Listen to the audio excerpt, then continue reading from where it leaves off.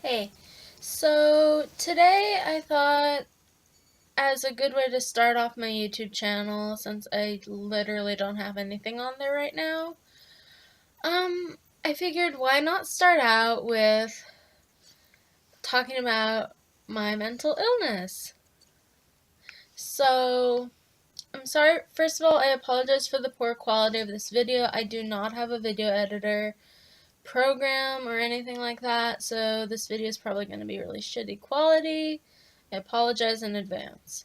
Anyway, let's get right into the mental illness tag, and that's what I'm going to be talking about today. And I'll probably be posting regular videos, hopefully, if I don't get too anxious or depressed, about my mental health and experiences I've had with different mental illness, and also maybe some paranormal stuff here and there. Okay, so let's get started. Um, what is your mental illness? Well, let's see. Uh, I have a few. Okay, first of all, I have anxiety. General. Sorry, something came up on my computer. Okay, there we go. First of all, I have anxiety, generalized anxiety disorder. That's the biggest one probably. I also have depression. I also have it's anxiety, depression, so I have major depressive disorder. I've got OCD, obsessive compulsive disorder, and I have psychosis. And yeah, so those are the main ones. um, when were you diagnosed? I was diagnosed with OCD first when I was 5 years old. Um, I'm 25 now, so that was 20 years ago. If you can do your math. Anyway, yeah, I was diagnosed with OCD when I was 5, and that was my first diagnosis because people didn't know that much about the correct diagnosis. I'm not saying that was incorrect. I do have OCD, but not the type of OCD that everyone thought I had, which is like people thought I had the typical like germaphobe organization OCD. Turns out I'm terrible at organizing, could care less about germs. I have more pure O, which is obsessions. And I do have compulsions though, like if I needed, like I have this feeling like for example with my phone, I have a feeling that if the phone, you know how the screen will, like on iPhones, it'll just kind of go black after a while of not using it. I feel like once it's about to do that, I have to quickly tap it right away every time, or else I'm gonna die or something like that. Which I know isn't true, but my mind still thinks it, and I do it a lot.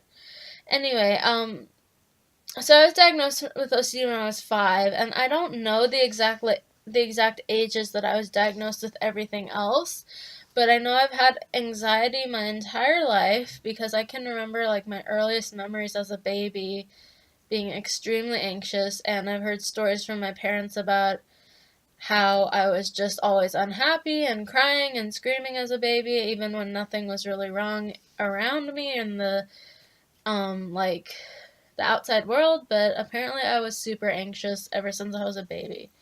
Um, and then psychosis, I wasn't, I'd say first, depression wasn't,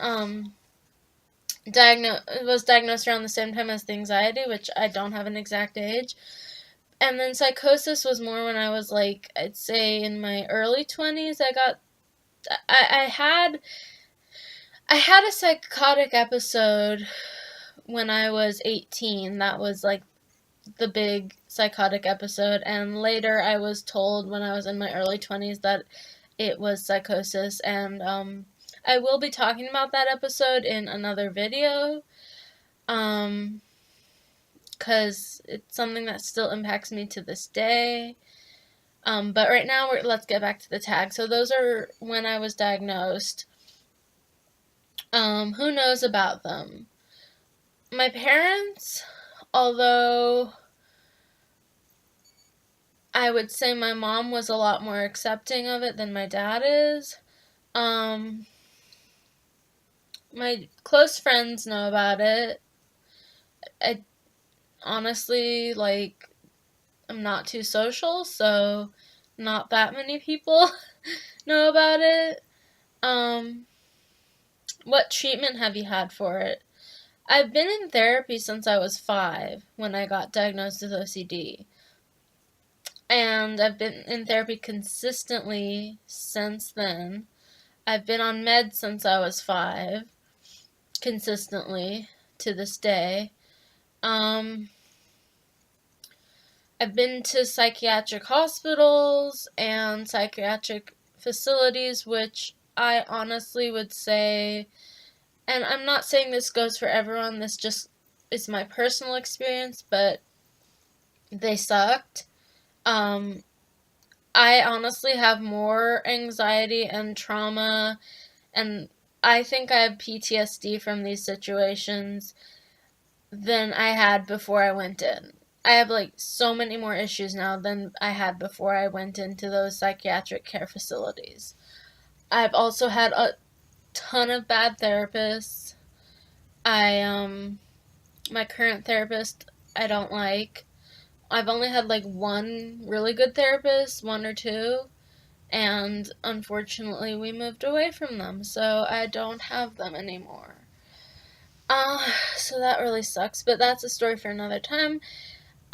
Basically, I've been through a lot of treatment shit, and I'm not saying treatment is shit. I'm just saying for me, personally, therapy, most of it anyway, and the meds I'm on have been on in the past, and the treatment centers have caused more problems than they've helped. Um, my meds, I can't even tell what works anymore. I don't feel like anything works, and I've been on a lot of different meds throughout my life. Some meds have actually made things worse for me. For example, Prozac. I was on a couple times in my life, and it just makes me so angry. It makes me manic. And so I experienced, before I got sent away to my first treatment center when I was 15, I experienced a manic episode because I was on Prozac.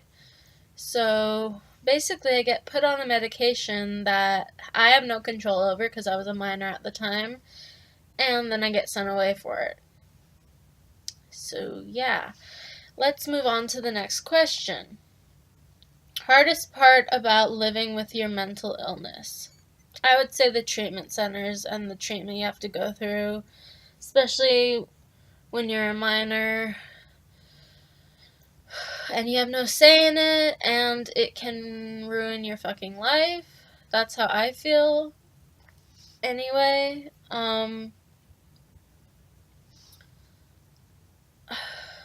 that, I have very negative views on this kind of stuff, as you can see, but I'm a pretty negative person in general, so I guess that's not surprising to anybody who knows me.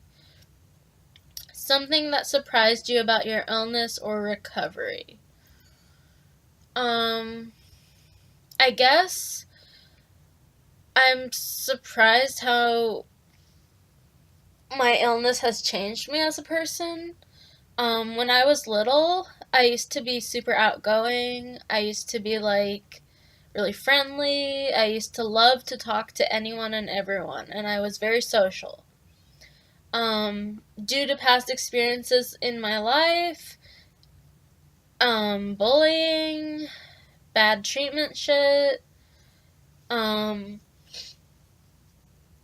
just a lot of traumatic experiences and my mental illness in general, I've become really the opposite. I am not social. I hate most people. I honestly am so shy now. I don't like going out in public. I don't like being in big groups. I'm a huge introvert when I used to be an extrovert when I was little, and I honestly feel like if I hadn't been through so much because of my mental illness, I could still be a better person, but I'm not anymore. I don't consider myself a good person anymore. And that's another story for another day as well, but back to the questions. What is one false assumption about your disorder that you would like to correct? Well, since I have multiple disorders, I'm only going to pick one right now, and that would be the OCD. I'm going to correct assumptions about. I have two assumptions I'm going to correct about it. First of all, OCD isn't always cleaning and organizing. It can be compulsions like I'm. Sorry about that. That was my phone. It can be compulsions like I mentioned earlier, and it can also be I got distracted by the phone call. I'm sorry. It can be compulsions like I mentioned earlier. It can be obsessions. It can be a lot of things for different people. It's not all just cleaning and organizing and fear of germs. The second assumption I want to correct, which I don't assume most people feel this way, but I did have a teacher in high school who told me that you don't want to put on your job resume that you have OCD because you wouldn't want people to think you're a serial killer.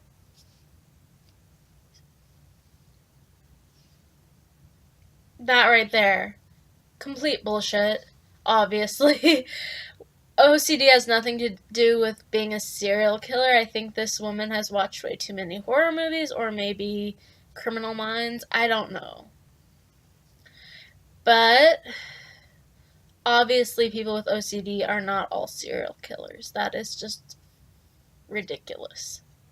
So that's something I want to clear up. Last question. What is one false... Oh, wait, that's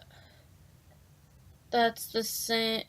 Oh, what is one false assumption about mental illness in general that you would like to correct? I guess that what I just said would go for in general. So, yeah, people with mental illness in general are not gonna be like serial killers all the time or, bad people. So, that's all I have for right now. Sorry for the long video. I might redo this, I don't know. But thanks for listening, and I'll see you next time. Bye.